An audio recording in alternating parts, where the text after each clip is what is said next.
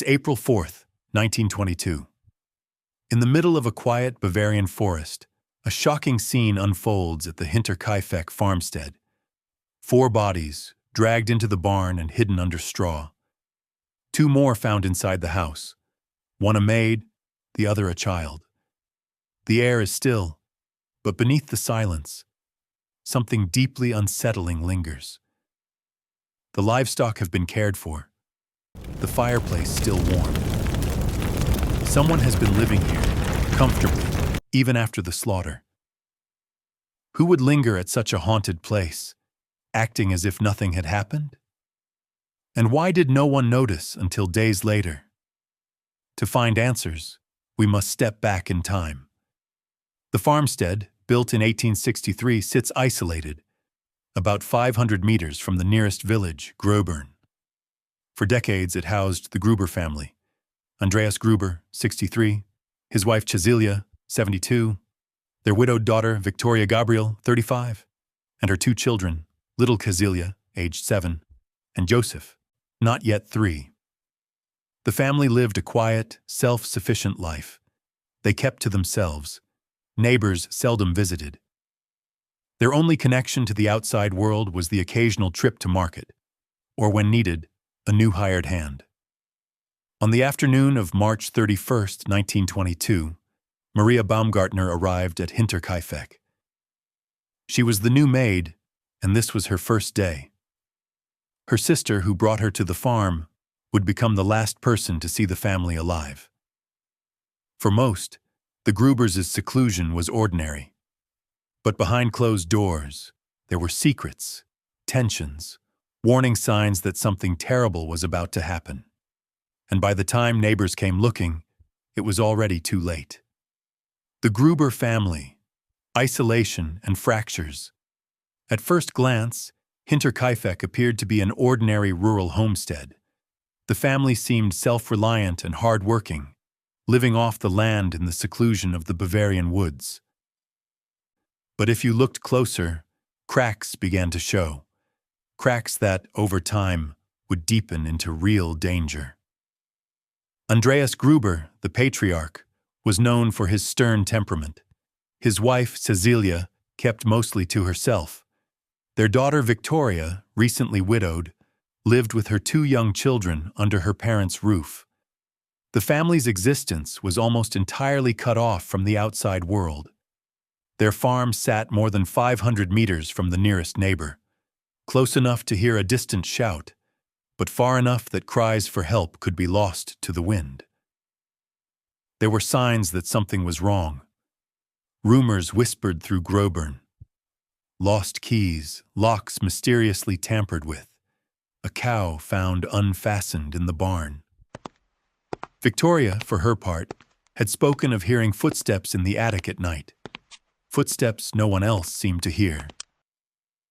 The family had received a strange newspaper, a publication no one in the house subscribed to, and the previous maid, unsettled by these unexplained events, had abruptly quit, claiming the place was haunted.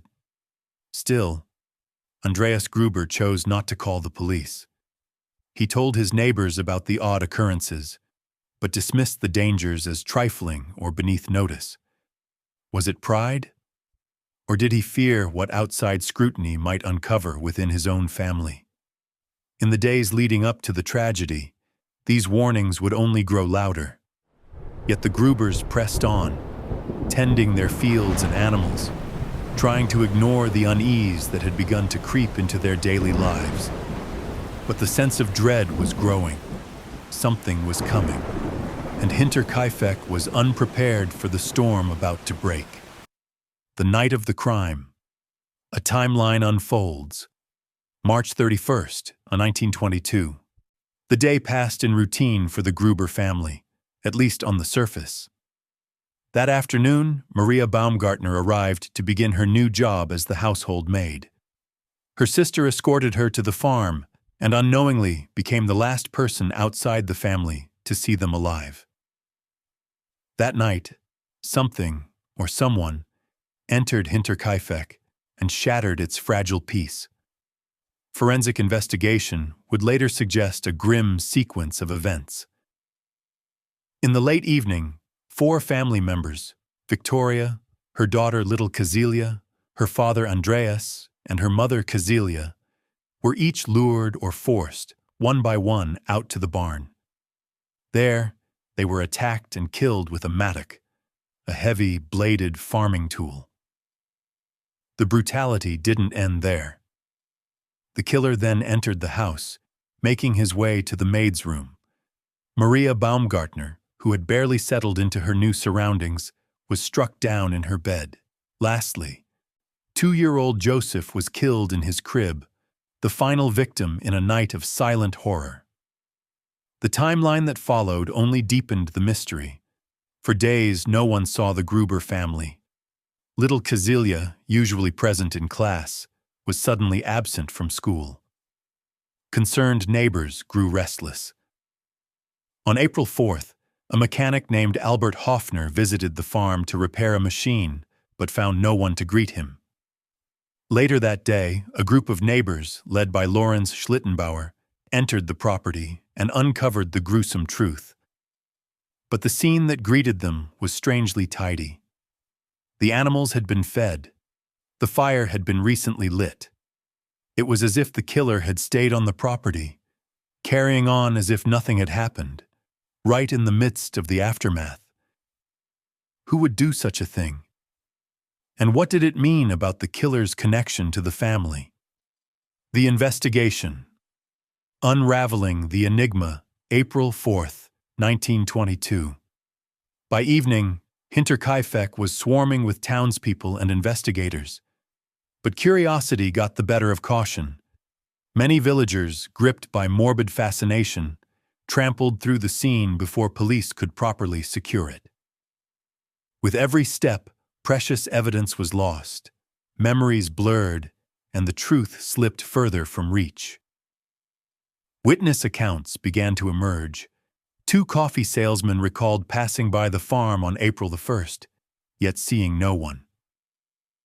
A local teacher noted the unusual absence of young Cecilia from school, and the mechanic, Albert Hoffner, reported that he had spent hours on the property that very day without encountering a soul. Attention quickly turned to those who first discovered the bodies. Lorenz Schlittenbauer and his companions, Michael Perl and Jakob Sigel. Schlittenbauer, a neighbor and former acquaintance of Victoria, seemed oddly at ease. He was able to open the locked farmhouse door with surprising ease and even moved several of the bodies. Was he simply trying to help, or was there something more beneath his calm exterior?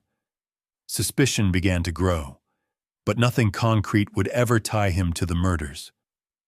Forensic work was primitive by today's standards. Dr. Johann Baptist Aumiller, the court physician, conducted autopsies right there in the barn.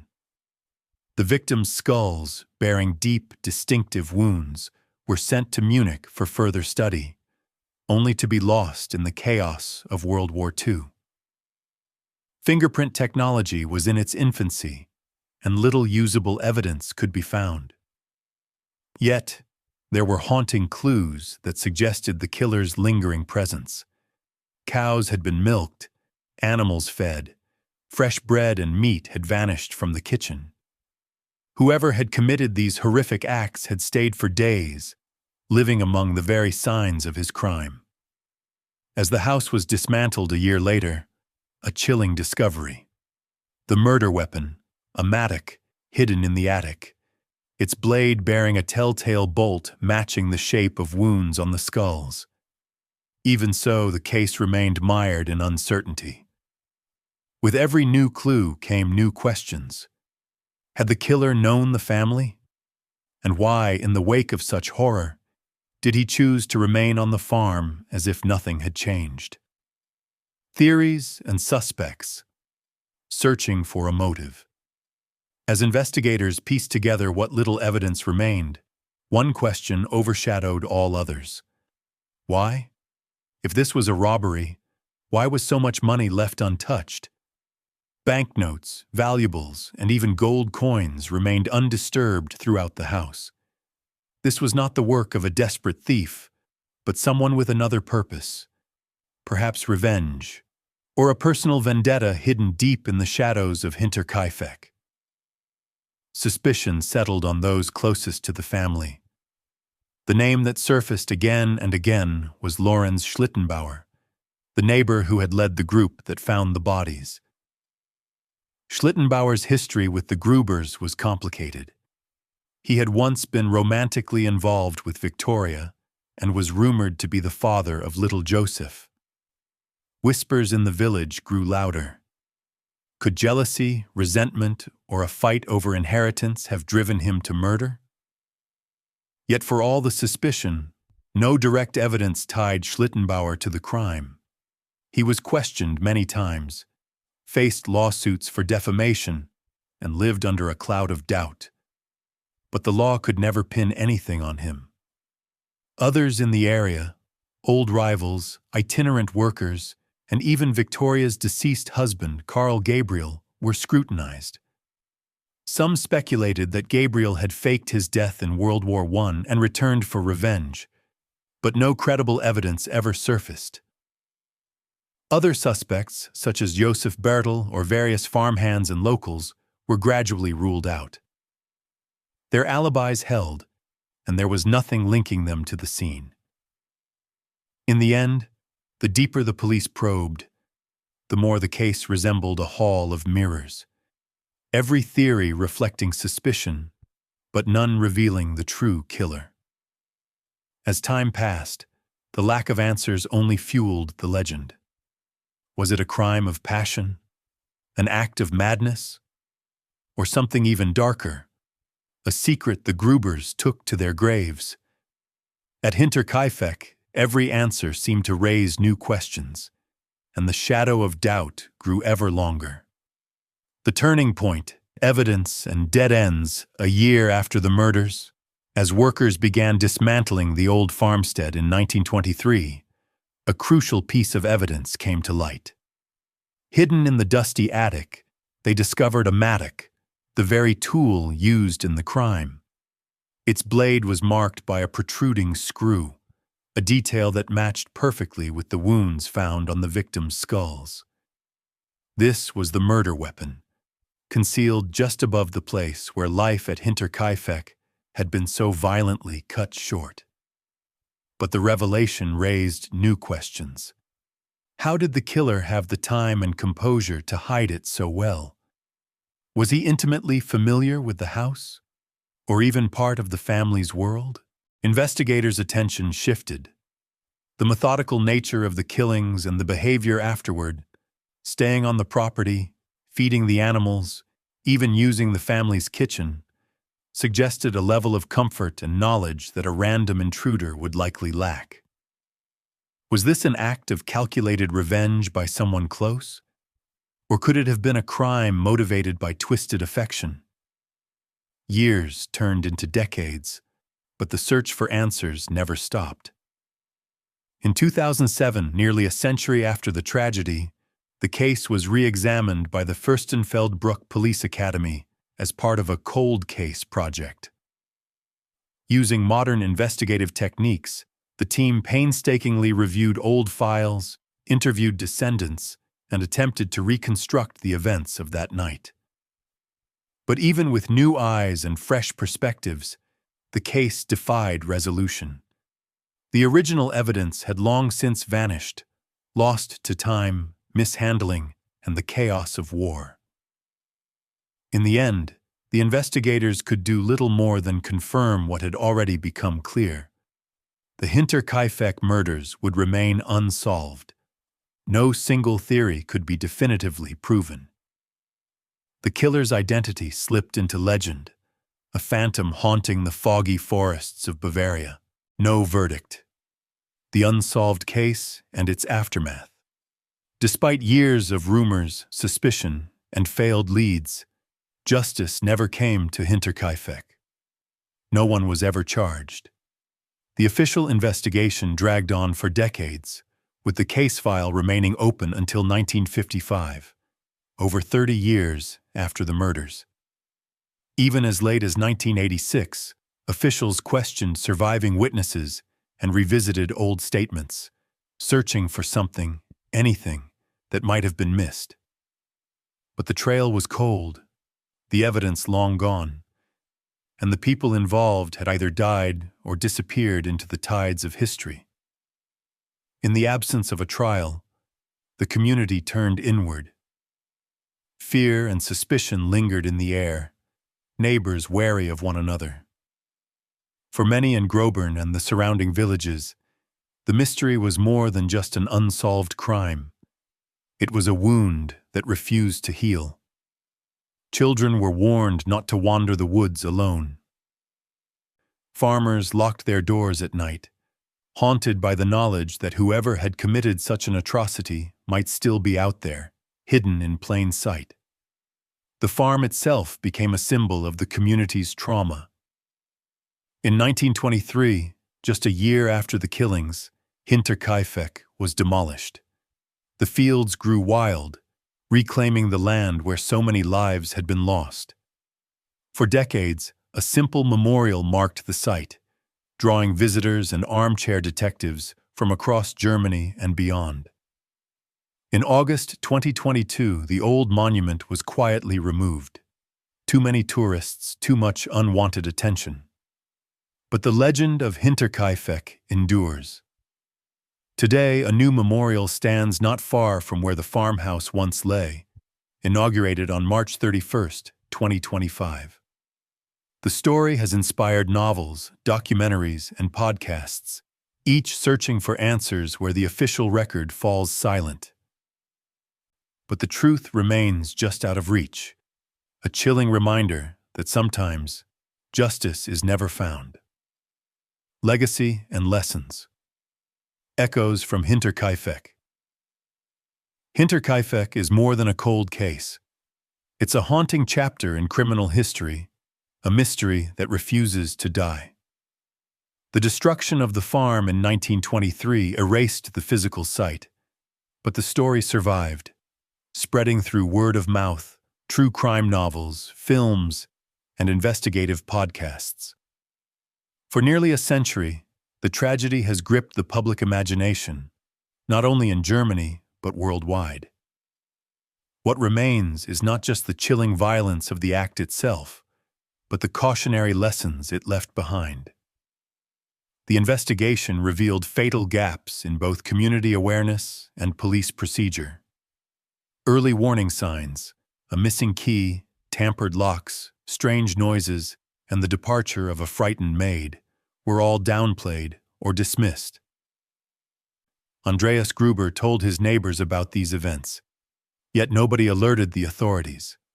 Was it pride, isolation, or simply the disbelief that true evil could stalk such a peaceful, rural place? The chaos that followed the discovery of the crime further doomed any hope for resolution. The crime scene was trampled by curious villagers before police could arrive, destroying vital evidence. Important items, like the victims' skulls, were lost in the confusion of wartime Germany. Each misstep pushed the truth further out of reach, and the killer, whoever they were, slipped quietly into legend. Today, a new memorial stands a few hundred meters from the old site, marking not just the loss of the Gruber family, but the lessons learned at a terrible cost. If Hinterkaifeck has a message, it is this: never ignore the warning signs. Protect the integrity of a crime scene. And remember, even the most isolated communities can be touched by darkness. In the end, the Hinterkaifeck murders remind us that the past is never entirely buried. Some mysteries linger, shaping not only those who lived through them, but generations that follow, still searching for answers in the shadows of history. The Hinterkaifeck murders remain one of the darkest and most perplexing mysteries in European criminal history, a case that warns us to never overlook the unusual and to always remember the price of unanswered questions.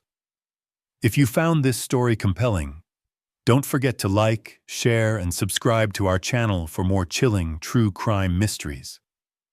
Your support helps us continue exploring the secrets hidden in history's shadows.